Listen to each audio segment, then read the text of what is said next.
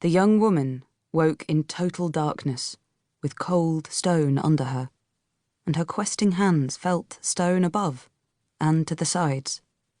But the moment of panic that came with this realization ebbed as she remembered why this was so, and disappeared completely when she heard the voice. The voice of power and strength that made her feel complete, made her feel alive. With it came a sudden intense sensation of being enfolded, held close and safe, not by mere human arms, but within great wings of light and power. As you commanded long ago, that which you waited for has occurred, and so I awake you. How? Her voice croaked and failed. She swallowed, saliva moving in her mouth and throat for the first time in who knew how long.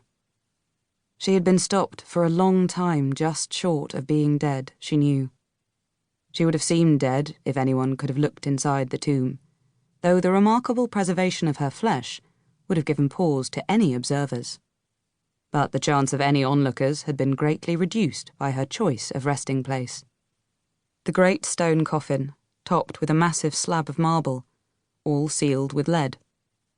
It would have been natural for her to ask how long she had been in the coffin, but that was not her first question. She thought only of what was needful, for her all-consuming plan. How many suitable candidates are ready? There was a long silence, long enough for her to think the presents gone. But then the voice came again. 4. 4? But there should be hundreds. 4, repeated the voice. For a moment, fury coursed through her, extreme anger that her plans, her destiny, should once again go awry. But she fought the anger down, though she had hoped for many more possible candidates to allow for error or mischance. 4 should be enough. Even 1 might suffice. Where are they? In 4 places in Sarance. But they will come together. Soon. And the order? It continues.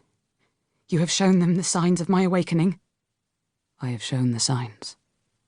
I know not if any survive to see them, or if they have been acted upon. As you know, I am not entire, and mightily resisted. Only your will anchors me to your world. Almost I wish to fully disassociate. You will do as I commanded. She spoke urgently, her voice imbued with all her natural power and intense, concentrated will. I obey. I am yours entire. I can speak no longer, my... The voice stopped. This time, the silence was complete. She knew there would be no further speech, no warmth, no sensation of utter security and love. Not now. Tears began to form in the corners of her eyes, but she fiercely blinked them away. She had no time for tears. Ever. I love you, whispered the young woman. She felt better saying the words, coming back to herself, to what she had been. Her voice grew stronger, echoing inside the stone coffin. I will always love you. We will be together. We will be together. She felt her hands. Her skin still had the soft, velvet smoothness of youth. More important, the rings were all there. She touched them, one by one, letting the power within begin to rise, just a little, before she settled on the least of the 9. The ring on her left thumb. Made from ancient electrum, the band held an oval of ivory, carved to show fine, feathery wings, almost obscuring a human face, painted, or perhaps enamelled, the eyes tiny rubies. The halo above the almost hidden face was a line of gold no wider than a hair. Masrathiel, whispered the woman in the coffin. Masrathiel, Masrathiel, come to my need. Light shone from the ring, cold like moonlight, though brighter. She shut her eyes against the sudden illumination and felt the lesser presence appear.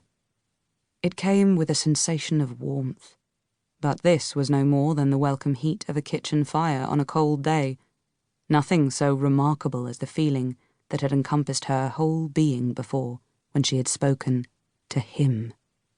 Similarly, she felt the rush of air as if from the folding of wings, and the faint, clear tone of a single harp string plucked far away. "Mazrathiel is here," said a faint whisper only she could hear. "What is your will? If it lies within my scope, it shall be done."